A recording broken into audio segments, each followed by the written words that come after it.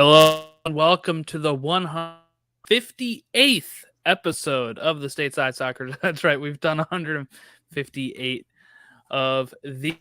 I am Jordan Wiegand, and with me today is a man who told everyone he was going to share all of the details of my podcasting history. It's Logan Stone.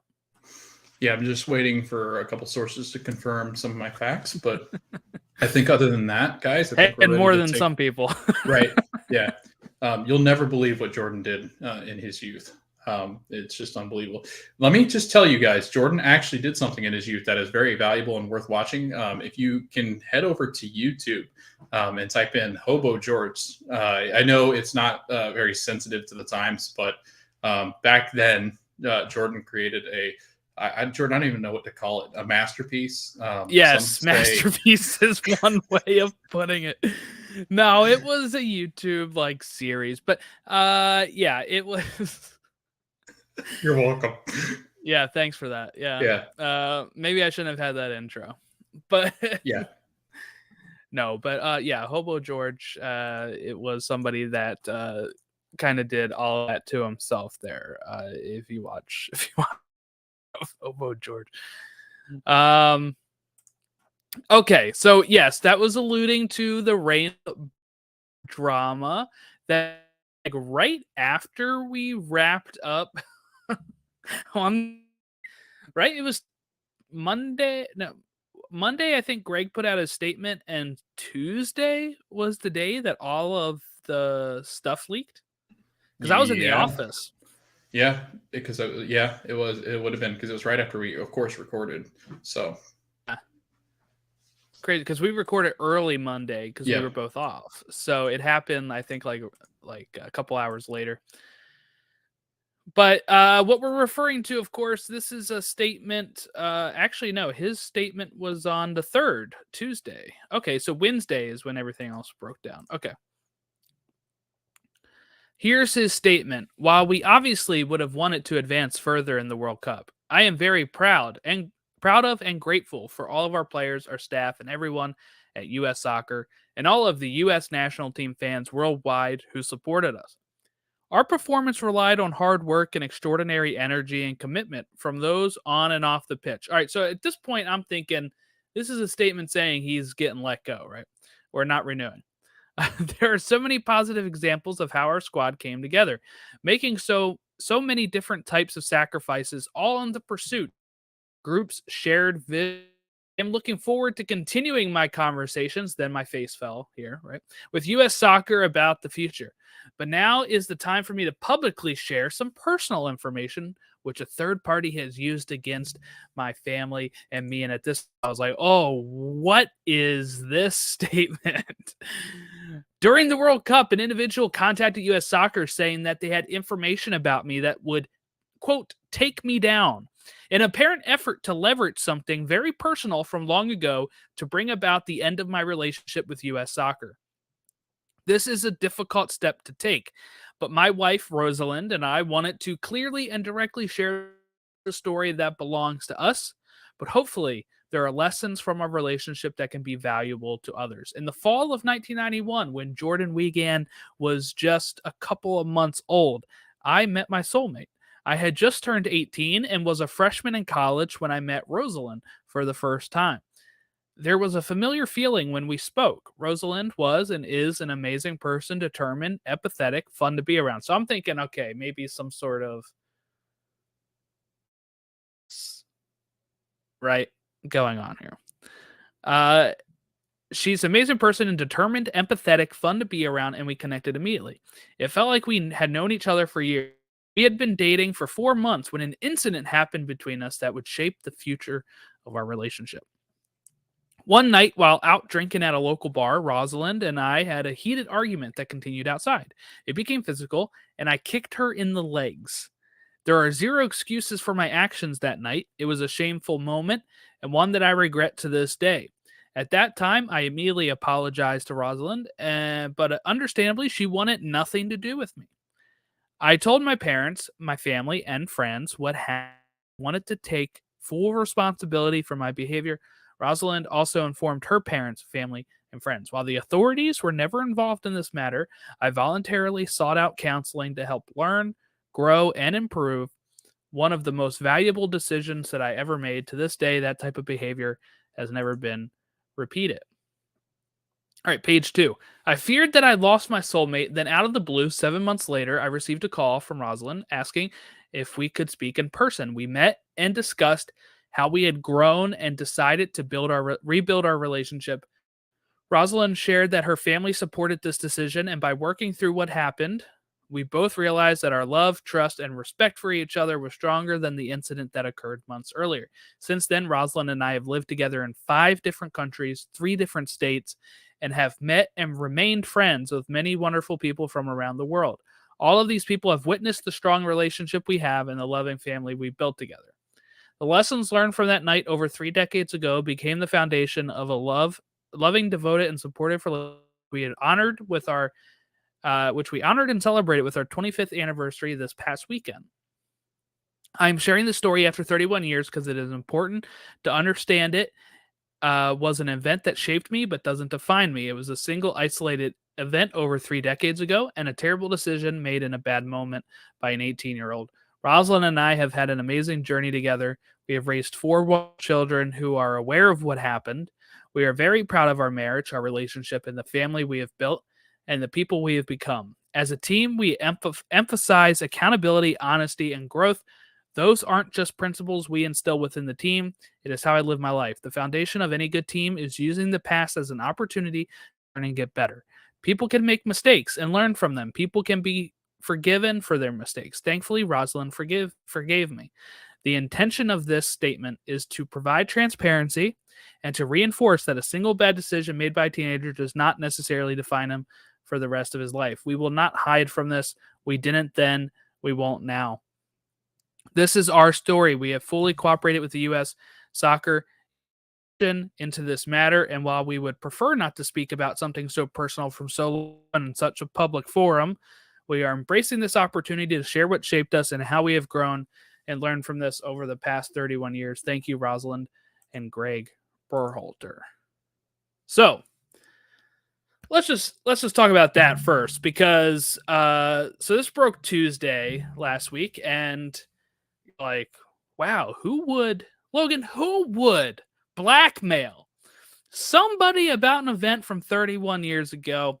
And some people started pointing the finger at the Reynas. Now, I laughed that off. I said that would be ridiculous. They're not going to throw their long decades relationship out the window due to Gio not getting enough playing time. I was wrong. We'll get to that, I guess. But with this statement, I saw a lot of people saying, why would you come out and say this? Obviously, the answer is because this was going to come out anyway due to the investigation. Like, this is why you come out and say it. Now, of course, if they hadn't ever been blackmailed, this doesn't come out because, again, there's no way. And then you start thinking about it. Like I said, I started thinking about it late Tuesday because I saw people say maybe it's the Reynas. And I'm thinking, no, it can't be. But then I start thinking, 31 years ago, Logan, the authorities were never called. They only told their family and friends, which means to me that it has to be somebody within that inner circle that leaked this. And then you start thinking about it, and I still put it in the back of my head saying, well, that would be crazy.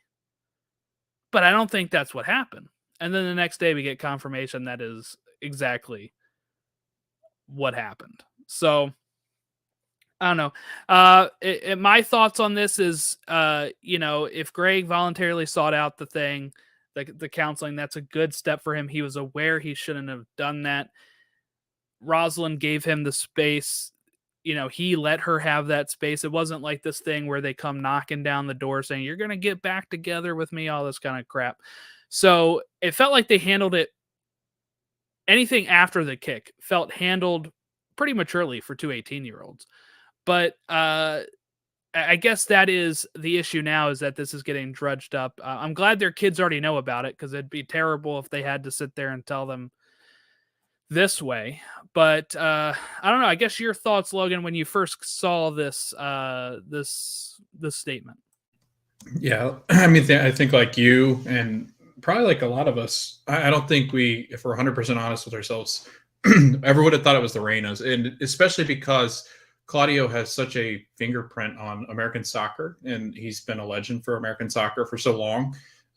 He's when you think about world soccer players, he's one of the only ones that comes to mind, really, because I think a lot of people think, you know, if if you're thinking international soccer and somebody that's played internationally, you think of Claudio. You think of Real quick, I'm laughing. I'm laughing because he was literally our first U.S. men's national team legend in yeah, that Guess the Legend game that we did like 2 yeah, weeks ago. and Logan didn't get it. Yeah, Yeah. Well, this time it'd be right, really easy. One of the clues would be like, their partner blackmailed U.S. right, soccer. right. But and Jordan, you can speak more to this just because I think it was it 1998 or 9 was when the all that stuff happened with 98 with Ronaldo. Winalda and Yeah. Hearts. Yeah. Okay. Yeah. And That is many still bigger than this. But yeah, yeah, this was crazy. but people think it stacks up highly against that one. Um, but overall, I just didn't, especially with how influential Claudio is in this world of American soccer, how beloved he seemed to have been, how much people liked Gio, how much the fan base was behind Gio. It just and honestly, I mean, if all this goes well, this probably pans out better for Gio. But can you imagine if Greg Berhalter stays, Jordan? Like this would be the complete opposite of whatever Claudio was trying to do with this information and blackmail Greg. Now, granted, Greg doing what he did, people are always like, well, can you hold a kid? He was an adult. He's 18 years old. When I was 18 years old, I never thought about kicking a woman. Like, it just never crossed my mind. So, yes, absolutely. He needs to be held accountable for his actions. Doesn't matter what age you are. Once you're an adult, you are making adult decisions. At 18, I knew not to do things. The only thing I would say to that is it sounds like he has been held accountable Yeah. at this point. You know what I'm saying? Yeah. So Right. And he's held that up to is his the actions. thing. Yeah. Right. Let's not forget. I mean, everybody loves Robert Downey Jr. Right. now, but he was a He was total, yeah. problem when he Yes. was young, and there has to be that section for redemption for some of these people, Yeah. or else what are we doing? Right. If you can't, the way I personally look at it for anything is that people can change, right? It's just making me think of this sketch.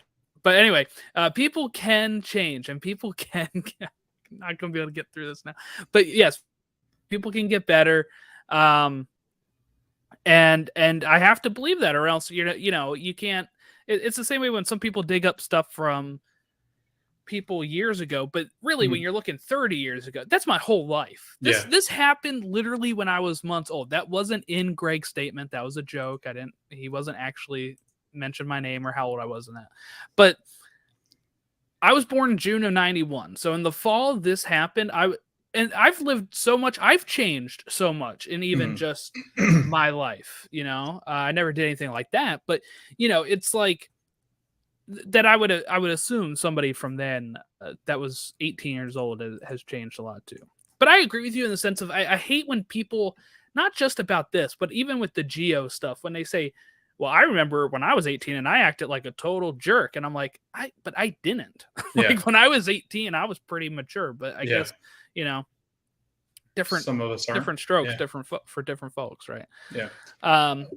So let's get to, go ahead. Sorry. I don't blame anybody in this instance. And I think you and I talked about this, and I'll say it, and I think it needs to be repeated again, because I think people are trying to take sides. Everybody's wrong in this. This hurts everybody. This hurts the U.S. men's national team. This hurts Greg Berhalter. Greg Berhalter isn't getting jobs because of this. Like, I would think, you would think that, we don't have any kind of inside sources on that, but like you would think he's not getting offered jobs in some of these progressive places that are like, no, like we're not gonna put up with that crap.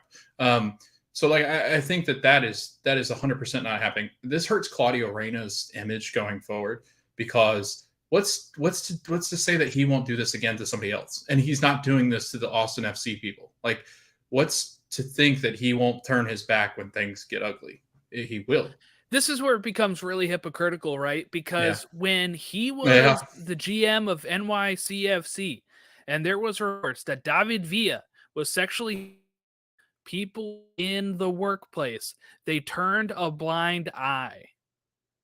So he be doing with Austin? You know, like what has he done? Oh, but now you need to mention this thing that's been totally worked out between the two of them 31 years later because your son isn't playing, and it becomes, if you were really worried about this, you bring it up when he was hired, not when it benefits you. And that's where I take issue with this. Here's Danielle Reyna's statement.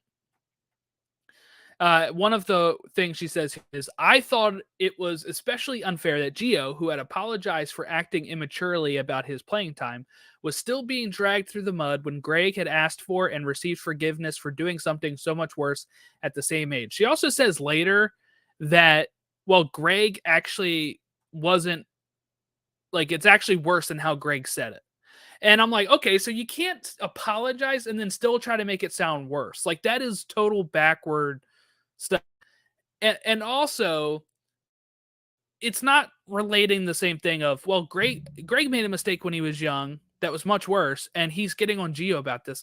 He wasn't about this. He wasn't dragging his name through the mud. He didn't name him at all during that statement.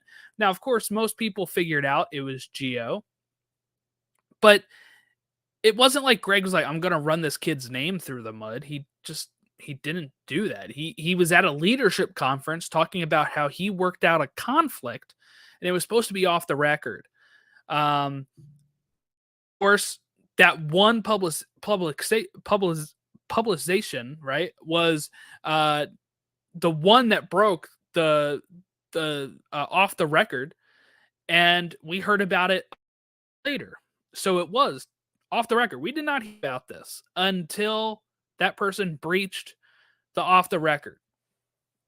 And the person that they work for, the company they work for, came out and said, yeah, we weren't supposed to say anything about that. So again, it wasn't going to be this big thing. And I can understand why he felt comfortable saying that, because he works with, I mean, look, he probably talks to Taylor Twellman. He's talked to these people before. And hey, this is off the record. I'll tell you this thing. Paul Tenorio, Sam Stayskool, you know, where, hey, off the record, this, on the record, this is my quote. And they usually follow through with that every time. So when you're told by everyone in this room it's off the record, you're going to let that guard down a little bit.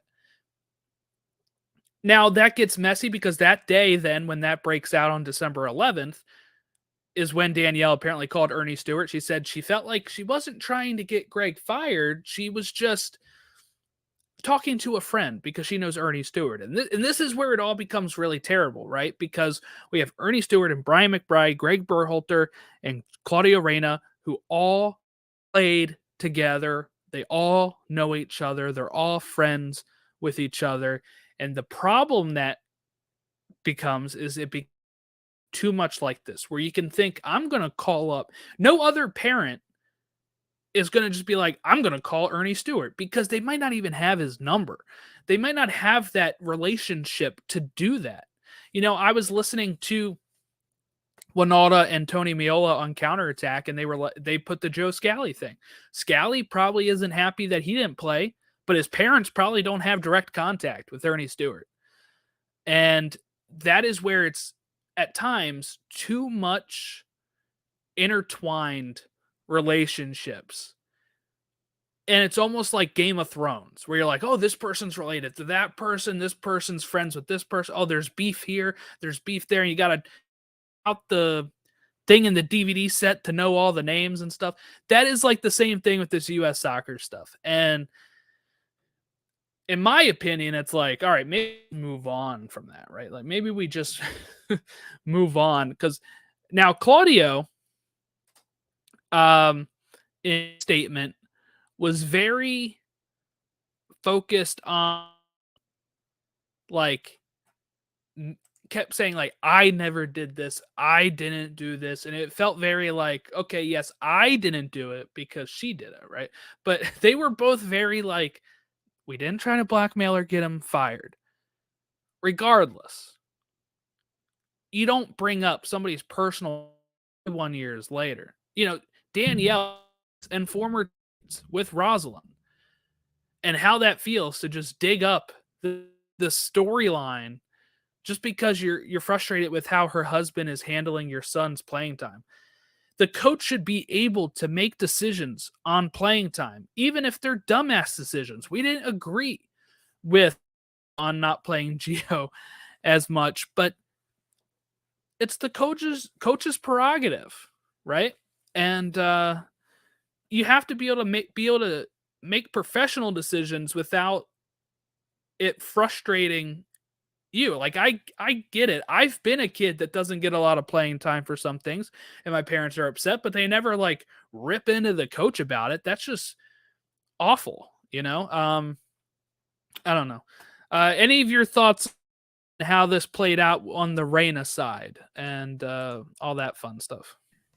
This looks bad on Gio, and it's not even really Gio's. I mean, it kind of is, but here's my thing. Like, they had to believe Gio and what Gio was telling them that was happening behind closed doors with Greg Berhalter. Like that is, I mean, this is some dark stuff. Like, this is some, like, you have to be in a really special spot where you are so entitled that you think what you say can really shape and change the way things are happening. The more that they pressed on with this, the more likely Greg was probably like, I'm not playing him at all. Like, you could tell your mom and dad to hush while you sit over there and watch this. Like, it really is. It's dark. It's twisted. It's honestly, like you said, it would be better if they would just part ways with Greg, I think. And, you know, and who knows who wants to touch this with a, 9-inch pole now, or 9-foot pole, but it's like, get rid of him. Could tell you somebody that doesn't. Right. Yeah. Zidane. Right. We'll get into Get to that. Yeah. But no, but it's so like you said, it's like the mafia in a way. Like, it's like this American cabal that's just like exists because they think they own everything that is U.S. men's national team soccer. And because, and we'll say this, Gio's probably a top talent on this team. They thought maybe he could be one of the best players on this team when things got settled and he really kind of developed. But I mean, now Jordan, if you're the next U.S. coach, do I even want that baggage? Like, do I even want? And it sounds bad because I feel bad for Gio somewhat because it's not, it is his fault, but it's not his fault. His parents are crazy. But I still feel like, well, what it comes down to is there's two ways this could have played out with Gio, right? There's two ways I saw it. Okay, as somebody that has had like run-ins with people that are entitled, right? It's either he was upset and he calls his dad and says, "Is there anything you can do to help me? Like, he's your friend. Like, is there anything you can do to help me out here?" And then Claudio taking offense. He hears about this later and he's like so embarrassed. Like, "Oh my God, I can't believe my parents did that. Like, leave me. I can do this myself." It's one of those two ways. He was either entitled enough to ask for help in this or like complain to his parents about it and ask for their help, or he's embarrassed about this. And we don't know what it is. We don't know how the team is going to react to this in the locker room. I'm assuming they'll be like, whatever. I don't think the team will care that much, honestly, because I think they cared more about him not pulling his weight in practice and stuff. If that's all fixed, I don't think they care what Claudio and Danielle are doing if you're Pulisic or because it doesn't affect you, right? And if anything, if I'm one of those players, I know some people would say like, "Oh, they're probably looking at how Greg's handling this and thinking this is awful." We've seen Weston's dad post so many times about how much he likes Greg, and that's after Weston got sent home in qualifying, let's not forget. So whatever they're doing, McKennie's dad is like, this guy knows what he's doing with this young team. But if you're a young player, how many times as a kid did I see my coach's son or my coach's friend's son get more playing time than me, even if they weren't better than me, right? But now, if you're Pulisic, if you're McKennie, if you're Aronson, right, and you're watching this, okay, Greg is actually evaluating us on how he thinks we can fit the team and not just handing out his favorites playing time. People make jokes about his favorites being Roldan and all that kind of stuff, and some people don't think they're jokes, right?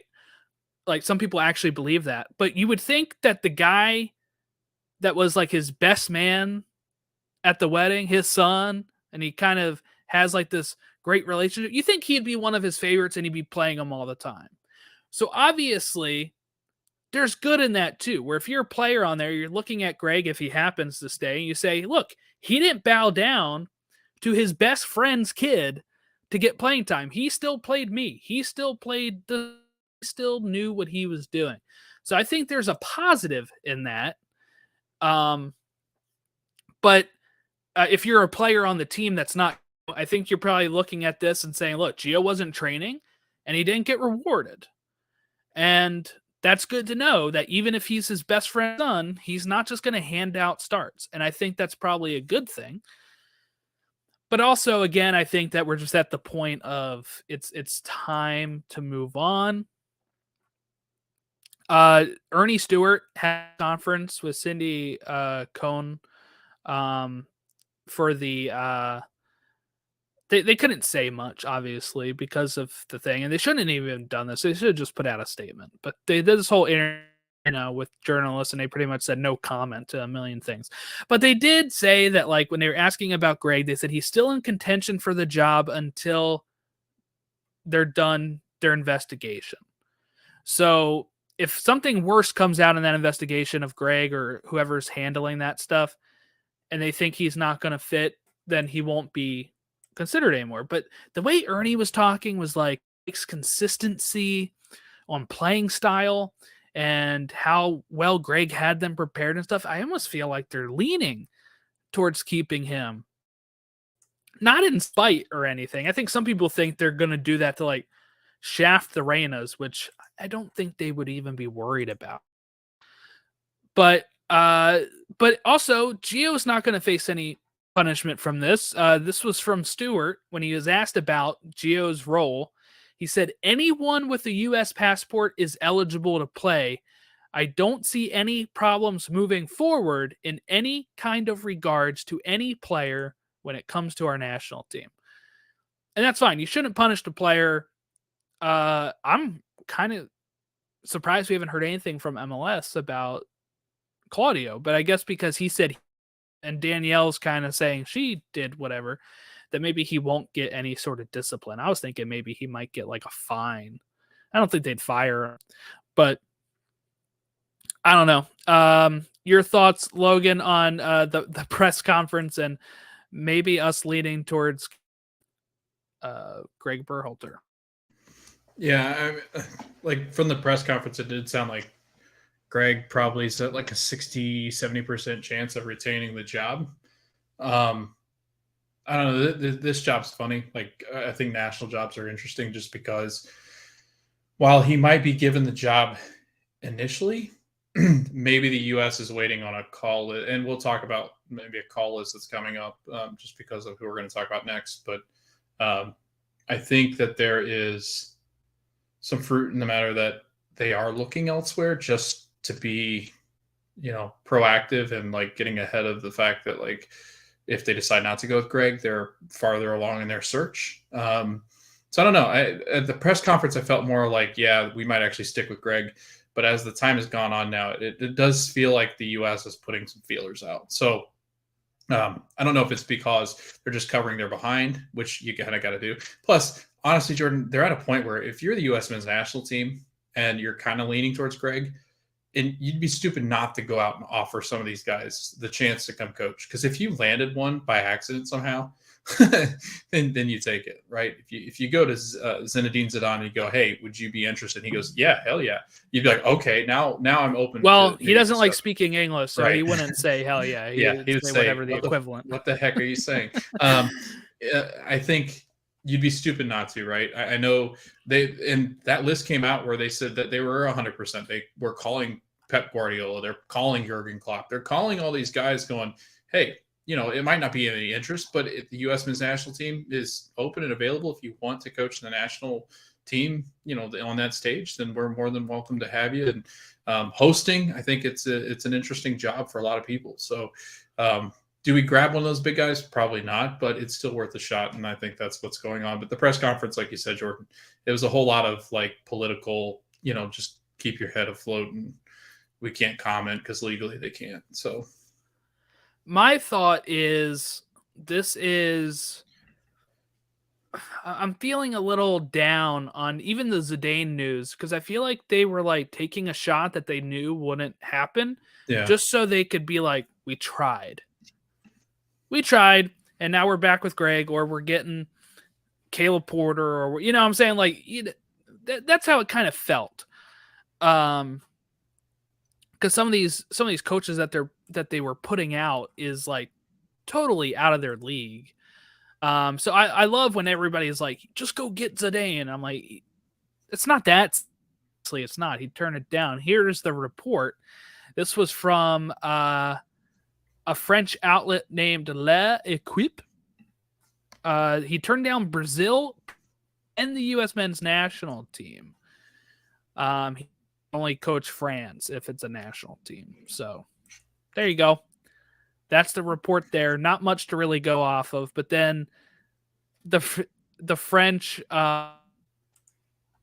president, not of the country, but of the federation, said something like, "Oh, I wouldn't even answer the phone if Zidane called." Like, and that made Mbappe put out a tweet like, "Zidane is France. Like, let's not be totally jerks here."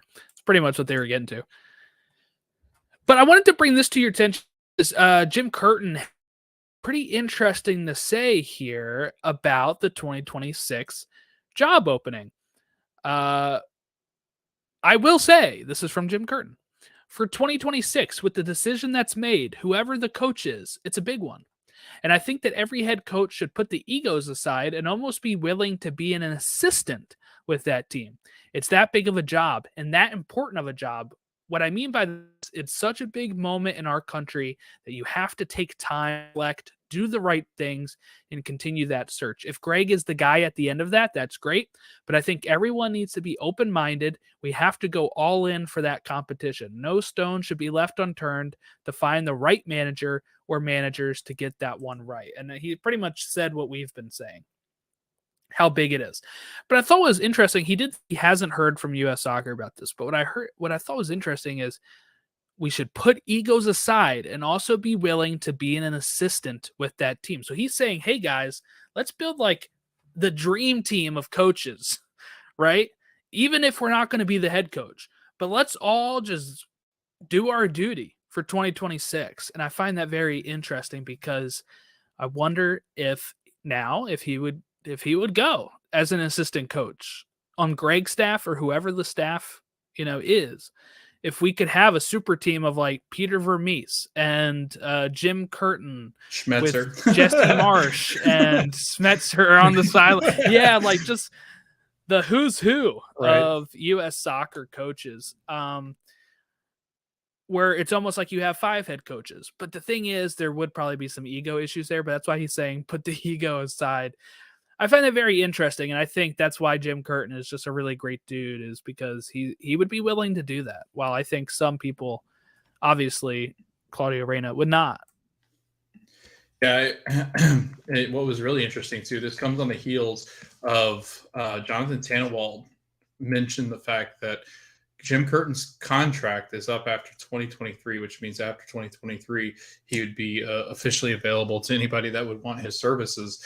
And he actually did mention the fact that, like, don't think that Jim wouldn't be interested in the position. Like, I think anybody who coaches is stupid not to consider it. He just said he would be an assistant, so I think he's very open to the possibility. Right. So I think Jonathan was saying more along the lines of like the stars are aligning. And maybe, and you and I talked about this, like how much, and I know you're more comfortable with like the coach needs to get in there as soon as possible, like a 3-year, like you need 3 years, let's get them in there. I think ultimately, I think 2023, by the end of 2023, you need to have a stable coach. But Jordan, I think the point you made was interesting. Maybe you have a collection of coaches or something that along the lines of like, maybe it is somebody that steps in for like an interim role and gets this into the system that they want it to be in. And then you have somebody like Jim Curtin come in and go, okay, hey, like maybe it's Jesse Marsh because Jesse's going to be fired. Maybe he's not going to be with Leeds. You know, it all depends. Like, is Jesse going to be the person to lead Leeds through this mess of a relegation battle that they're about to get in?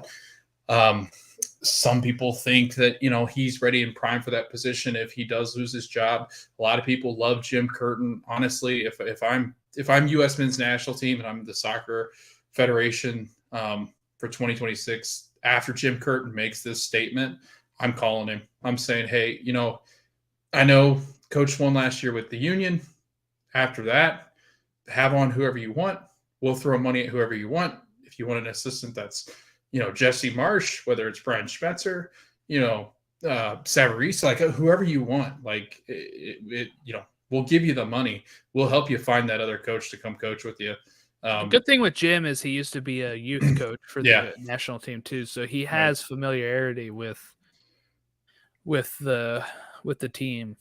And I would say, Jordan, if you're not hearing rumblings of Jim Curtin by mid-season going somewhere in Europe, I would say that he's 100% considering this as the next step for him. Like, I really do feel like Jim Curtin's going somewhere at the end of 2023, whether it's with a European side or U.S. men's national team. Like, I could see him still coaching the union, and then before the World Cup, they all just join up and like coach the Avengers. Together. Yeah, that'd be his cool. own solo movie over here with the union and team up with them. Yeah. Jim Curtin comes in on your left. Yeah. On your left, Jesse. Due to all of this stuff that we're talking about, Anthony Hudson is overseeing the January camp. But I want to ask you, is there a bigger case of failing upwards than Anthony Hudson? Get fired from MLS. 8 wins, 26 losses, 9 draws when he coached the Rapids from 2017 to 2019. And here he is. He somehow coached. He is now since he's under contract and Berhalter's not, or whatever, they have given him the reins until they figure out this investigation that they're doing. But I mean, I'm not expecting, it's Camp Cupcake, right? It's January camp. Nothing bad is going to happen. We can't take too much from it, but I just think it's funny that this is the guy. And if it turns into a whole Dave Sarachan thing where he's the guy for all of 2023, I'm going to be very frustrated. But your thoughts on Anthony Hudson? Yeah, like you said, failing forward, right, is the best way to kind of term that. Talk about, could you imagine, like, you really just have a horrible time in MLS, people pretty much putting you on the back burner. You're probably getting no offers whatsoever, maybe some youth teams. And all of a sudden they're like, okay, Greg's gone. Here's this mess. You know, he's going to have to talk to press, Jordan. Like, he's going to have to, like, do some press conferences where he has to talk about the you know, what a weird spot that would be. Like, Greg is kind of still looming and like there. This whole crap with Gio Reyna, which I don't think there's any chance that Gio gets called into this camp. I think you're going to see a lot of people not called in. Well, yeah, all of the Europe folks won't. Right. It'll be just MLS players. Right. Plus, Jordan, I mean, we haven't even talked about it, and this could be a whole, but I mean, you're talking about a team that's so, like, there's so much U.S. men's national team news going on that, like you said, this January camp, I think you just call in the young kids, right? I think you call in the ones you just really want to see, like ones that didn't get the chance, you know, like Mark McKenzie. I think you try to see if he can come in and be available. A lot of the MLS guys that are youth, like I think maybe Paxton Pomical, like, you know, call in some of those guys that haven't really had the chance to kind of prove their worth. See if any of the European guys that are available, see if they'll come back. I don't think any of them will, but maybe, you never know. But I do think it's interesting, Jordan, the fact that every time I turn on the Twitter feed, it's one of the U.S. men's national team players getting a call. Jordan, I don't know if you saw this. Haji Wright is headed to Crystal Palace as a deal for them. I think $6 to $7 million. Is he really? Yeah. One of the Palace blogs tweeted it. I was like, what? You can try to confirm it. I couldn't get too deep on it because nobody was really confirming it, but it did sound like they were a legit blog that confirmed that Haji was moving. Well, there was an article from the Mail, Daily Mail, which is a little inconsistent, but they had this report 3 weeks ago that they had interest in him. I'm trying to find a more recent one. Because there was a blog that tweeted it that I was like, that's kind of interesting because it did catch some people. Who was it? I forget who it was now. Because it looked like one of their That'd be an awful blogs. move. He cannot play at that level. Yeah. No, it looks like even I'm sorry, where does he play? Is it Turkey? Yeah. Okay, it looks like this Turkish, according to my intelligence, Haji, right? Yeah, there's a Turkish, I guess, transfer person, and they've got 125,000 followers. Looks like a fairly I legit. just saw Tack retweet it. Wow, true. If he goes there, because some of this stuff, right? Mm-hmm. If he does go there, and the fact that there was interest 3 weeks ago, I guess from December 16th, that's a really bad move. I think it's a really bad move for him and for the club. If it's £7 to £8 million for Haji Wright, he's doing well in Turkey, but he's the World Cup. I can't see him playing well for Palace, right? Enough to start and enough to not get out somewhere. I don't know. Right. I don't like that at all. Yeah. Yunus Musa supposedly. This one gained a lot of steam today. Yunus Musa is being considered, I think they said Newcastle, Manchester United, but the leading person for Yunus Musa would be Liverpool. Which they need a younger midfield. That would be good. Klopp's talked about it. He needs a younger midfielder. He likes Yunus from what they've said in statements that he's made about the young American midfielder. He does like the Americans. They said that he is looking for an attacking midfielder that is young, versatile, can play up and down, play inside, play outside, and Yunus can do everything. Yunus, they said the other thing too that Klopp likes is physical. They like physical midfielders, and he is just about as physical as anybody. Jordan, also Weston McKennie sounds like he's picking up steam to come to the Premier League. They don't know where, but they do feel like there could be a move being considered. Did you see he was playing right wing back for Juventus? Allegri had him playing right wing back. There's something about Americans. They love just putting right back there. So, but they did say that United was a team that was heavily interested in Yunus Musa, which I was like, okay, that's interesting. They're playing well. I think under Tog, that could be interesting. I think that's a pretty decent little shift. It sounds like Christian Pulisic will probably not now be transferred just because the injury, and they don't know if Newcastle would ever bite. And they felt like it was either Newcastle or Leeds, and they said Leeds probably has no interest in what's going on there. The next one, Jordan, that was shocking to me was Tyler Adams. Did you hear that about Tyler? They were like, all the big Premier League teams were willing to see if Leeds was willing to part ways with Tyler Adams, and they were going to give him quite a bit. They said that, I think it was like the likes of Tottenham. Who else did they say? It was Tottenham. I don't want to say it was United and somebody else where they were going to, or West Ham, I think, that wanted to swap Declan Rice with him. Like, I was like, I'm so confused by everything that's happening on Twitter. But yeah, it was supposedly Tyler Adams.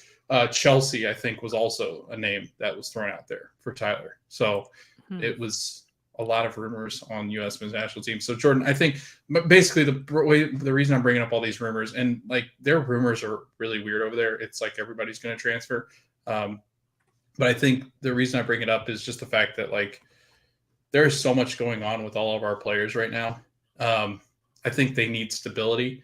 And the quicker that we can get this done, I think it's easier on everybody else. Like, I just feel like the longer that this Greg stuff goes on with Gio and like not having a coach, the more that it hurts his team rather than does us any good.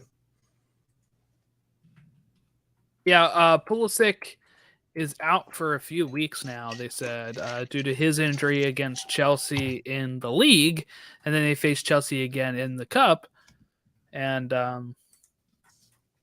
surprise, surprise, lost both times. Okay, we had also Mihalovic. Mihalovic made his AZ Alkmaar debut. We also had Tillman scoring again for Rangers. So got some good stuff going on overseas, I guess. But the Tyler Adams thing, no way Leeds lets him go while they're flirting with relegation. That's a no-go, I think. They said it was a lot of money that some of these big clubs wanted him. Like they were like, yeah, we're willing to throw as much money as you want at him. But like there were big names. It was like Chelsea, United, Tottenham, and somebody else, West Ham, and somebody. Like it was all of them. It was like, let's just all go throw money at him. Let's go through some quick things here that I have news-wise. LAFC signed Aaron Long. That came out of nowhere. He was linked to, I think, Galaxy and somewhere else, and he went with LAFC like last minute. The Philadelphia Union have signed what Logan would call a long-term contract with the Union. With Daniel Gazdag, who changed his number from 6 to 10 as well. So for all the people that already bought their Gazdag jerseys, it's unfortunate. But it's through the 2025 season, I think, and then with an option for 2026. Doesn't say it on this article, but that's what I read earlier. Orlando just signed a designated player, Martin Ojeda from the Argentine Primera Division side Godoy Cruz. And also, real quick with the Union, this is the first time they've had three designated players, all three designated players going into a season. We'll see if that stays. But Orlando make a big move to help out their offense. So I'm sure you're feeling pretty good about that since you got opening day tickets, right? Yeah, I'll be there. Yeah, you're welcome. Yeah, thank you. Yeah, no, Jordan playing a staple role in my Christmas presents or whatever. But no money, but yes, no money, played a role. You did. Yeah. Luckily, I'm not sitting in supporter section, so that's always good. I don't like sitting in supporter section. But too loud. Yeah, too loud. It's just too rowdy for me. And Jordan, they got like ranked one of the worst fan bases, which is kind of scary. But well, I mean, like the empty stands enough for that. That's true. Yeah, but no, that's a great signing. I've heard a lot of good things about Ojeda. So they said that this could be a good change to their attack and make them a lot better. So I'm looking forward to that. It's just a matter of can the defense stay healthy, I think. But well, another person has changed their number to number 10, and that is Sebastian Driussi. Is no longer wearing the 7. He has switched to the number 10. LAFC signed a goalkeeper from Everton, Eldin Jakupovic. So that's fun.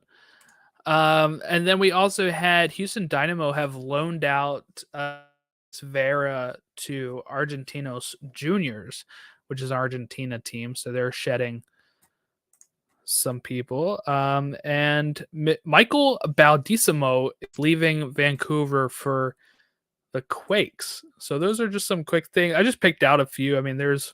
Did you see... Chris Mavinga has gone to the Galaxy from Toronto, so that's good. These three were big. Marcelino Moreno is loaned out now to a Brazilian club, which he was, I think, their best player last year. Atlanta United. Alan Franco is also gone. He heads to Brazil as well. And then Ruben Gabrielson, who was Austin's best center back, is gone. I think he has a boy a kid that special needs maybe, or needs like medical attention that he just couldn't get here, or the kind of help that he could get here. So he had to return home, which I think home is Belgium or somewhere. Netherlands somewhere. I don't know where it was something I think in Europe, but yeah, he had to move just because family issues. So we wish him all the best. But that's a huge loss for Austin. Anthony Precourt did just tweet like moments ago, the green smoke. Don't know what that means. Some people think it's Callens because they think Gabrielson left, and maybe this could be. I don't think it is. I think Callens actually does not end up in MLS. Yeah, he's being linked to Mexican teams. Yeah, is that right? But I know they said Atlanta's trying to get Callens, which is totally a logger-way move. Right. That would be a way to start your time there. I would like that move for Atlanta. Latif Blessing also left LAFC, and he went to the Revs. So just some Daniel Rios, who was on Charlotte after getting traded from Nashville, is now going to Chivas. Yep. So he's out of MLS. There's a lot, man. There's a lot of movement. Memo Rodriguez, I like that move. Depth piece, I would say, for the Galaxy. That's a really good depth piece to have. I always thought he was pretty good with Houston, and he didn't have much around him. So definitely, yeah, we like Memo. We do. Oh, Tomas Pochettino too. Austin fans will be happy because I know there's some Austin fans that listen to this. They'll be happy to know that Tomas Pochettino is officially off the books, Jordan. So he is officially gone, which that was a disaster and a half for a guy that people thought had a really promising look for this league, but just never fit in. It's so tough. This is a really tough sport to figure out because there's so many different levels to the leagues and different factors that play into it on when they come in and if they're going to make a good fit or not. And then, of course, the big one, Gareth Bale announces retirement from football or soccer today. He put out this whole statement. I'm not going to read that one. He doesn't deserve it after beating my team in the playoffs. Or in the World Cup or anywhere. Like he just doesn't deserve to be. He this is what sucks. He said that this wasn't going to be a short trip over here, and it was. He apparently called they were expecting him back, LAFC. He called John Thorrington early yesterday to say that he was retiring, which I think took a lot of people by surprise because he is only 33 and he is still effective. But yeah, I don't know. It kind of sucks for LAFC fans, but I guess, hey, they were able to get him over here as not a DP, and they don't have to worry about being stuck with him after he was injured for a bit last year, and now they can just move on. And he won them an MLS Cup. He helped. He got the equalizer. And at this point, hey, that's all you need. It's like making a deal, like a really great deal of, hey, you just get me MLS Cup and you can retire. That's fine. And I'm sure the fans are fine with that. But just sucks for Apple, I guess. They before the season starts, they lose one of the biggest stars in MLS. But Jordan, do you think I've always felt with him, soccer was just something he was very good at, and it made him a living. He wasn't ever one of those guys that just this makes sense. Like with the fact that this came out, it did not, like, I was like, oh wow, okay. But if I was going to pick anybody in the world to do this, it would have been him. Like 100% would have been him. Like I just feel like I wouldn't say that his heart wasn't in it. I think he liked it. I think he had but I don't think his like end all was soccer. Where I feel like Messi, what is he without soccer?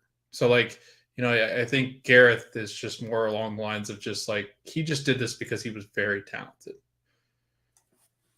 I think he cared a lot when he was at Tottenham the first time. And then I think he took the money for Madrid and just retired. At that point, he was good. Yeah. Right. I mean, hey, he won everything he could there. And then he focusing on his Wales stuff. He got them to a World Cup. They didn't get far, but he took them to where they could and then said, all right, I'm done.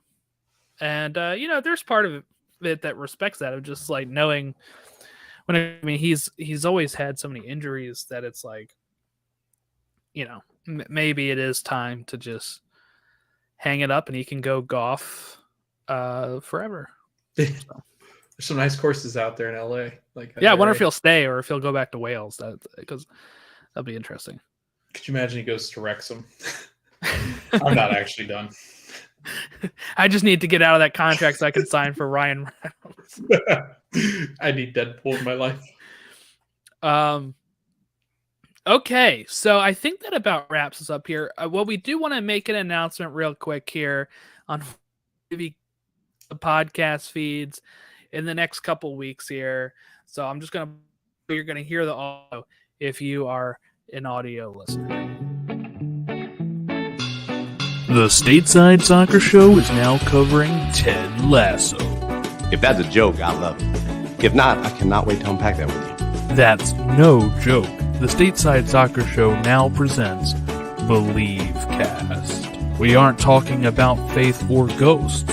Do you believe in ghosts, Ted? I do, but more importantly, I think they need to believe in themselves. We are talking Ted Lasso episode recaps.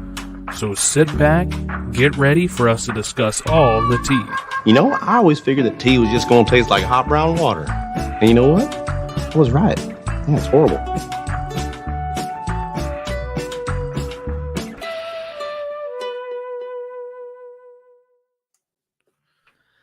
All right, yeah, we'll be talking Ted Lasso. We're going to do episodes week by week, starting with season 1, episode 1, and then we're going to try to build up for season 3, which is slated to be the final season. They haven't made an official announcement, but they've always talked about that being the final season. So Logan and I, who are Ted Lasso fans, decided let's just be able to talk about it on here.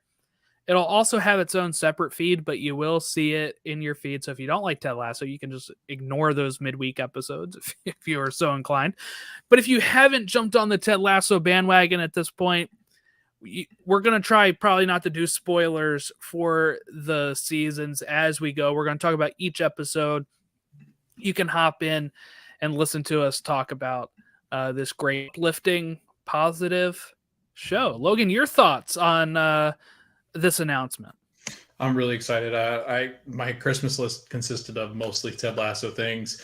I got a Ted Lasso shirt. I'll debut it on the podcast, so that'll be a lot of fun. But no, I'm looking forward to this. And I told you, I said, you know, this is up there with one of my favorite shows I've ever watched. I think if Friends didn't mean so much to me and Home Improvement didn't mean so much to me growing up as a kid, I think Ted Lasso would be up there. I think if Ted Lasso did more than 3 seasons, it would quickly just be, overtake it is such a great show.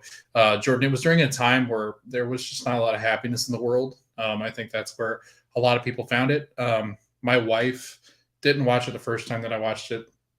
I convinced her the second time to watch it. Ended up being just a show that she really liked. We're looking forward to season 3, and it is way more than just soccer. Honestly, the soccer just takes the back seat, and there's some soccer stuff sprinkled in. But man, is this show probably one of my favorite shows, if not my favorite show. So looking forward to this, and I love the thing that Jordan did. I thought that was awesome. So we got to put that on Twitter. That's hilarious. So my background on Ted Lasso is that I obviously remember the commercials when it was getting the rights. That's how it started. And then they said they made the announcement we're making a TV show based off this. I was like, I don't know if you can do that, but man, did they do it. And I've only watched it fully through once. So my wife is going to be joining me on this rewatch.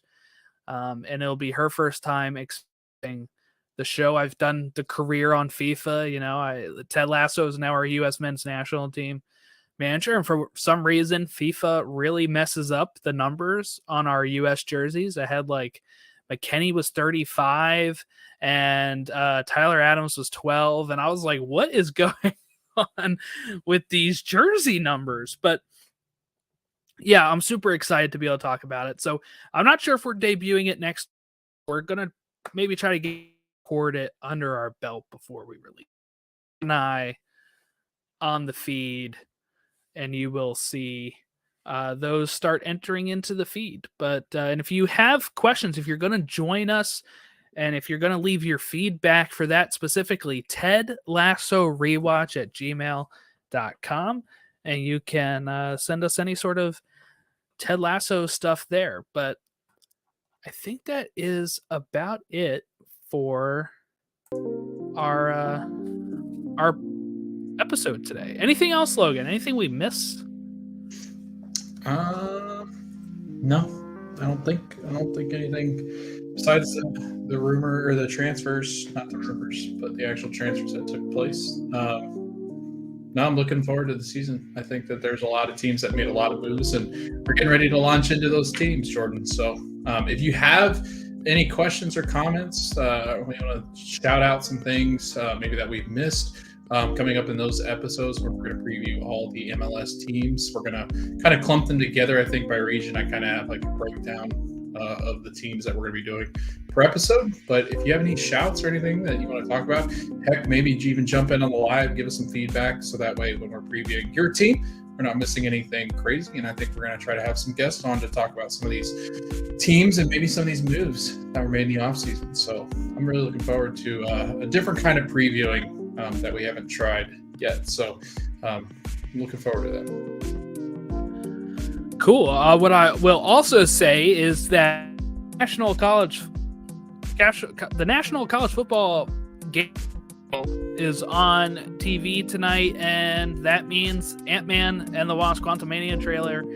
And if you didn't know, we do have a Marvel podcast called To the Infinity Saga and Beyond. I will be for the trailer and doing a reaction. You can also just follow us on the socials there to watch it later or listen to the podcast later for To the Infinity Saga and Beyond. I was talking to Superman and Lois on our DC podcast, Elseworlds, and that's going to be coming out later this week. So yeah, a lot going on right now, but that's it. If you want to reach us on this show at Stateside Show on all of our platforms, Facebook, Twitter, Instagram, YouTube, at Stateside Show. All right. Well, thank you all for listening. We'll catch you next time, and have a great rest of your week.